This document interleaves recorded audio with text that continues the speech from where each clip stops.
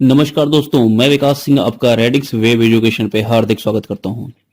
आज की क्लास में ज्योमेट्री को डिस्कस करने चल रहे हैं और मैंने आपको कल बोला था कि ज्योमेट्री में हम लोग डिस्कस करेंगे चौथी क्लास में क्या जो हमारा टॉपिक हम लोगों ने पिछली क्लास में पढ़ रखा था तीसरी क्लास में, जिसमें हम बात करे थे ट्रिपलेट्स की।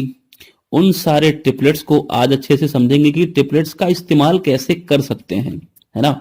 तो चलिए आज पूरा का पूरा डीप में ट्रिपलेट को कंप्लीट करेंगे कि कैसे ट्रिपलेट के इस्तेमाल से सारे के सारे प्रश्नों को आसानी से हल किया जा सकता है। तो शुरुआत करते हैं ट्रिपलेट्स की। तो जब कभी भी ट्रिपलेट की हम बात करते हैं भाई, तो किसकी बात करते हैं? एक समकोण त्रिभुज की बात करते हैं कि नहीं करते हैं, है ना।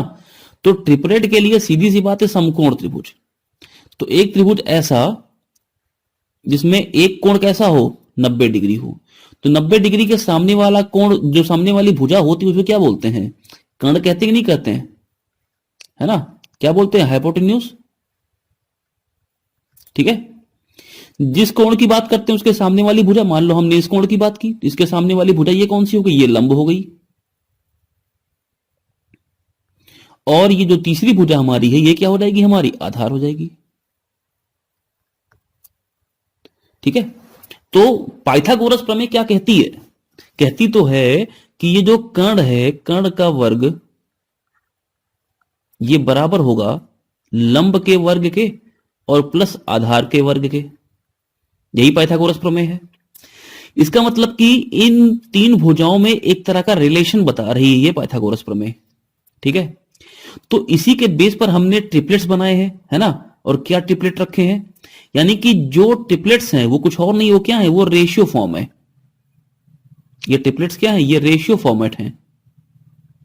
अब अगर ये रेशियो फॉर्मेट है तो सीधी सी बात है कि इनमें किसी भी संख्या से मल्टीप्लाई करने पर भी हमारा का पूरा ट्रिपलेट का ट्रिपलेट काम करेगा। जैसे मैंने पहला ट्रिपलेट क्या देखा था? 3 का, 4 का और 5 का। तो बताओ सबसे बड़ी भुजा कौन सी? यहां पे कर्ण है कि नहीं है? ये सबसे बड़ी भुजा है। इसका मतलब ये कर्ण है, क्योंकि किसी भी समकोण त्रिभुज में जो सबसे बड़ी भुजा होती है वो कर्ण ही होती है। तो ये क्या हो गई? ये कर्ण हो गई।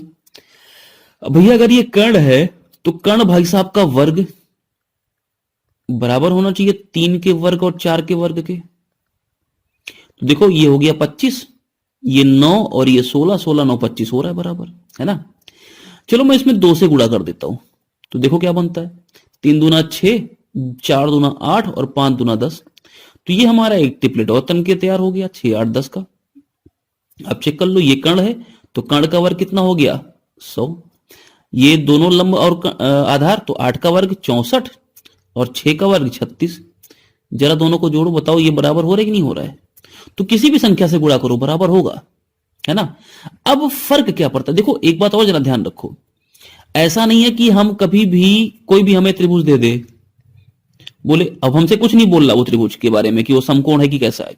आपसे बोले एक भुजा 3 सेंटीमीटर, एक भुजा 4 सेंटीमीटर, तो हम क्या करते हैं ना, ये ट्रिपलेट वाले रटे रहते हैं। तो हम डायरेक्टली बोल देंगे भुजा 5 सेंटीमीटर है। अरे नहीं भैया, ऐसे थोड़ी ना होता है। अगर ये बोला होता कि ये समकोण है, अगर ये बोला होता कि ये समकोण है ना, तब हम 3 4 5 के ट्रिपलेट की बात करते। एक बात जरा समझो, अगर मुझसे बोल दे कि एक चलो समकोण त्रिभुज है, ठीक है, जो कर्ण है वो 4 है, एक भुजा 3 है, तो बताओ ये कितनी होगी? तो क्या इसको 5 लिख दोगे?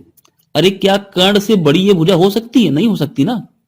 तो ट्रिपलेट का अप्लाई करने का मतलब जो सबसे बड़ी भुजा होगी वो हमारी कर्ण ही रहेगी, उसी में ट्रिपलेट अप्लाई करेंगे।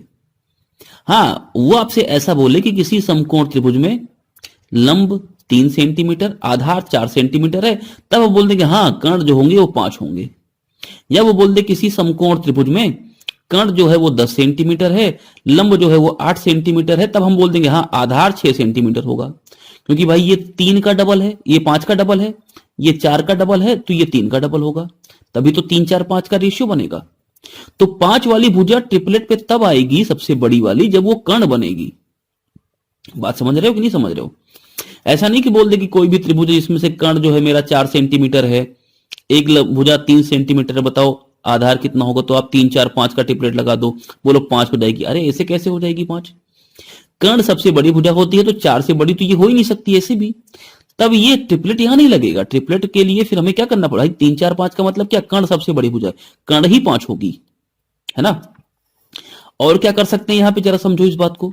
ये सारी बातों को बहुत ध्यान से सुनो, आज ट्रिपलेट की सारी जो परिभाषा है वो समझ में आ जाएगी कि ट्रिपलेट का इस्तेमाल कैसे करते हैं, ट्रिपलेट को सॉल्व कैसे करते हैं, ट्रिपलेट से प्रश्न में गलतियां क्या होती हैं तुम लोगों से, वो सारी बातों। क्योंकि जहां पे हमें 3 4 दिखा हम सीधे 5 बोल देते हैं, तो वो ट्रिपलेट थोड़ी ना बनता है ना। ट्रिपलेट में जो कर्ण होगा वही सबसे बड़ी भुजा होगी। मैंने बोला कि मेरे पास एक त्रिभुज है, ध्यान देना, मेरे पास एक त्रिभुज है एबीसी, ठीक है। त्रिभुज एबीसी में कोण भी 90 डिग्री है, ठीक है। एबी दे दिया हमको 10 सेंटीमीटर, बीसी दे दिया हमको 8 सेंटीमीटर। कह रहा है कि त्रिभुज का क्षेत्रफल बताओ कितना होगा और त्रिभुज का परिमाप कितना होगा। ये दो बातें हमसे प्रश्न ने पूछ ली। तो पहला काम क्या, जरा त्रिभुज बनाओ। ये हमने त्रिभुज बना दिया। एबीसी में कोण भी 90, तो यानी ये कोण भी हो गया, ये 90 डिग्री हो गया। तो ये इनमें से कोई भी एक ए ले लो, एक सी ले लो। एबी भुजा ये 10 सेंटीमीटर है, बीसी ये 8 सेंटीमीटर है। अब बताओ क्या मैं 6 8 10 का ट्रिपलेट लगाऊंगा ये वाला? अरे क्यों लगाऊंगा भाई, अगर मैं इसको 6 ले लूंगा तो ये पॉसिबल है 6, क्योंकि कर्ण तो सबसे बड़ी भुजा होती है, तो ये 6 तो हो ही नहीं सकती ना। तब यहां 6 8 10 का ट्रिपलेट थोड़ी नहीं लगेगा, तब मुझे इसको सॉल्व करना पड़ेगा पाइथागोरस लगाकर कि 10 का वर्ग प्लस 8 का वर्ग ऐसे निकालना पड़ेगा। तो ये कितना हो जाएगा, अगर मैं एसी की बात करूं तो एसी क्या है, कर्ण है, कर्ण सबसे बड़ी भुजा होती है। ये हो जाएगा 10 का वर्ग 100 और 8 का वर्ग 64, यानी ये अंडर रूट का 164 हो जाएगा। मेरी बात समझ पा रहे हैं आप?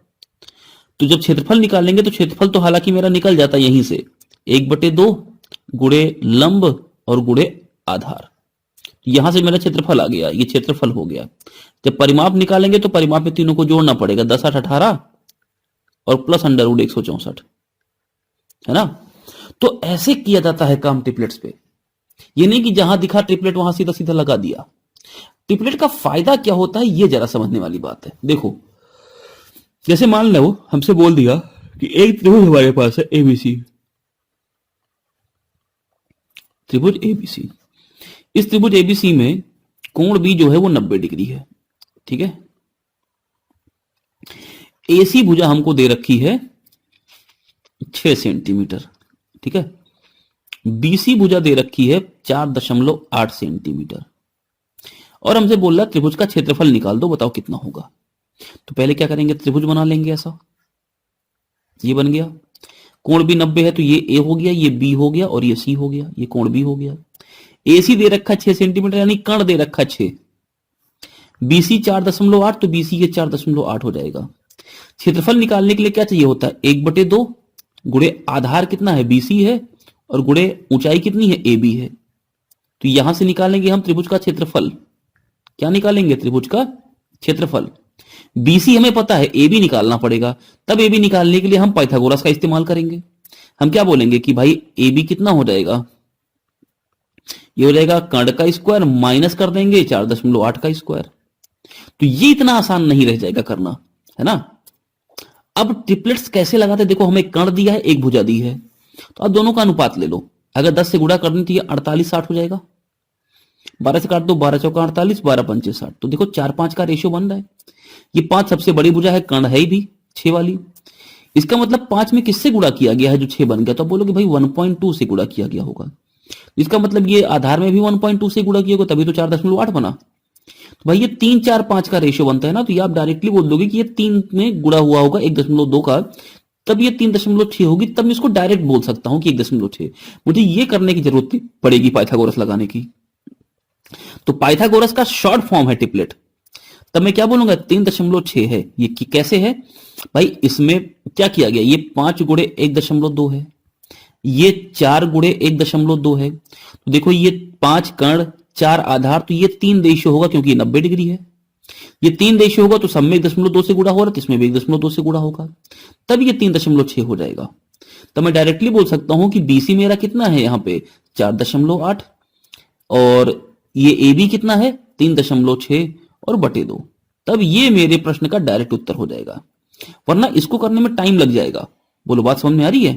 तो ये होता है ट्रिपलेट की बेसिक फंक्शनैलिटी। कि ट्रिपलेट को अप्लाई कैसे करते हैं। अब मैं सारे ट्रिपलेट्स एक बार फिर से लिख देता हूं क्या है। पहला ट्रिपलेट 3, फिर 4 और फिर 5 के रेशियो में चलता है। दूसरा ट्रिपलेट जो है, ट्रिपलेट बहुत सारे हैं लेकिन हमें केवल 6 ध्यान रखने हैं। दूसरा ट्रिपलेट जो हमारा चलता है वो चलता है 5, 12 और 13 के रेशियो में। तीसरा जो ट्रिपलेट चलता है वो चलता है 7, 24 और 25 के रेशियो में, है ना। चौथा ट्रिपलेट चलता है जो हमारा वो चलता है 8, 15 और 17 के रेशियो में। फिर चलता है हमारा 20, 21 और 29 के रेशियो में। और फिर आखिरी चलता है जो हमारा, जिसको हमें ध्यान रखना है, वो चलता है 11, 60 और 61 के रेशियो में। ये इतने ट्रिपलेट्स हमारे काम करते हैं। अब अभी जल्दी में ही एक प्रश्न पूछा गया था एसएससी में ही कि एक त्रिभुज जिसकी 3 भुजाएं 61 सेंटीमीटर, 60 सेंटीमीटर और 11 सेंटीमीटर है।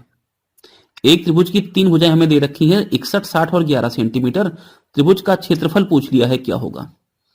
अब इसको करने के लिए हमें क्या करना पड़ता, या तो हम हीरोज फॉर्मूला लगाते, एस माइनस ए, एस माइनस बी और एस माइनस सी अंडर रूट के अंदर, तब क्षेत्रफल निकलता। लेकिन देखो ये कितनी बड़ी वैल्यूज हैं, इसके लिए एस निकालना और बड़ा हो जाएगा, तो क्वेश्चन कैलकुलेटिव हो सकता है ना, इससे निकालना। लेकिन अगर ये थोड़ा सा हमें ट्रिपलेट ध्यान होता कि भाई ये 11, 60, 61 का तो ट्रिपलेट बनता है, इसका मतलब ये कुछ और नहीं, ये समकोण त्रिभुज है, यानी कुछ ऐसा होगा। ये होगा 11, तो ये होगा 60 और सबसे बड़ी वाली हो जाएगी 61। तो भाई जब मैं इसका क्षेत्रफल निकालूंगा तो क्या बोलूंगा कि ये 11 गुणे 60 और बटे 2, 1/2 गुणे आधार गुणे ऊंचाई, कितना हो जाएगा, ये जाएगा 30 बार और 11 3 हो गया 33 और 1 0 7 में 330। ये 5 सेकंड का क्वेश्चन था। ये जो क्वेश्चन आप करते हैं ऐसे, ये कम से कम 1.5 से 2 मिनट लेके जाता। तो ये फर्क होता है ट्रिपलेट्स का। बोलो बात समझ में आ रही है। तो ट्रिपलेट का इस्तेमाल ऐसे करो, जरा समझो कुछ और बातों को। यहां पे मान लो मेरे पास एक त्रिभुज है, समकोण त्रिभुज है, ठीक है, समकोण त्रिभुज आपको दे रखा है।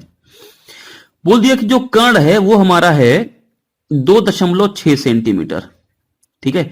एक जो लंब दे रखा है वो 2.4 सेंटीमीटर दे रखा है। क्षेत्रफल निकालो कितना होगा।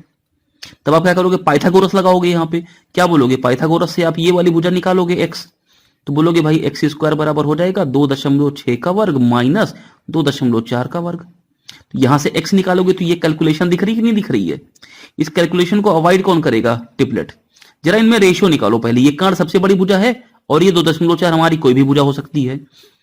तो अगर मैं दशमलव हटा दूं तो ये 26 और 24 का रेशियो है, 2 से काट दो ये 13 और 12 का रेशियो है। 5, 12, 13 का ट्रिपलेट मुझे दिखता है, 5, 12, 13 का ट्रिपलेट दिखता है मुझे। इसका मतलब डबल किया गया सीधा सीधा, 13 का डबल 26, 12 का डबल 24, तो 5 का डबल 10। मैं इसको डायरेक्टली 10 बोल दूंगा। ये है ट्रिपलेट का काम। बात समझ में आ रही है। तो ऐसे ही अप्लाई करना है ट्रिपलेट्स को। तो ट्रिपलेट का मतलब ये नहीं कि कोई भी भुजा कहीं भी किसी भी त्रिभुज में लगा दोगे, जहां 7, 24 दिखा वहां अगली भुजा 25 बोल दोगे। हमसे बोल रहा है एक त्रिभुज है जिसके पास एक भुजा 7 एक भुजा 24 है, ठीक है। ये जो कोण है ये मान लो 10 डिग्री का है, ये कोण हमारा 20 डिग्री का है, ये कोण कुछ और है, क्या ये 25 हो जाएगी? अरे नहीं होगी भाई, क्योंकि 7, 24, 25 90 डिग्री में बनता। अगर ये 90 होता तब बोलते हाँ ये 25 है, तो यहां ट्रिपलेट नहीं लगेगा। तो ट्रिपलेट हमेशा समकोण में लगता है। अगर समकोण पता चल रहा है तब पाइथागोरस को अवॉइड करने के लिए ट्रिपलेट्स का इस्तेमाल करते हैं। मेरे ख्याल से ये ट्रिपलेट की इतनी बात आपको समझ में आ गई होगी, है ना। तो ट्रिपलेट पे इस तरह से काम करना है।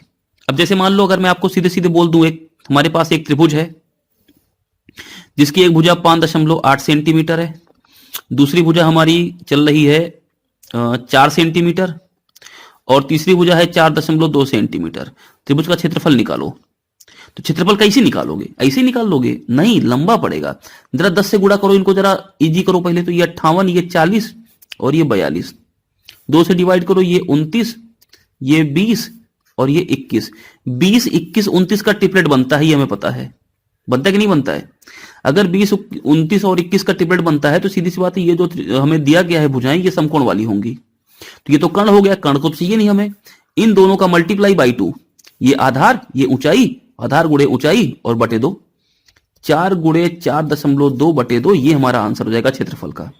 तो ऐसे हम कोई भी आसानी से कोई भी क्राइटेरिया निकाल सकते हैं। तो मेरे ख्याल से इतना समझ में आ गया होगा कि ट्रिपलेट का इस्तेमाल कैसे किया जाता है ना। तो चलो आज की क्लास को यहीं पे समाप्त करते हैं, मिलते हैं नई क्लास में कुछ नई टेक्निक्स के साथ, जहां पे हम डिस्कस करेंगे लंब केंद्र, मीडियन, माध्यिका, ये सब डिस्कस करेंगे। तो आज की क्लास को यहीं पे रख रहे हैं, मिलते हैं नई क्लास में, तब तक के लिए धन्यवाद।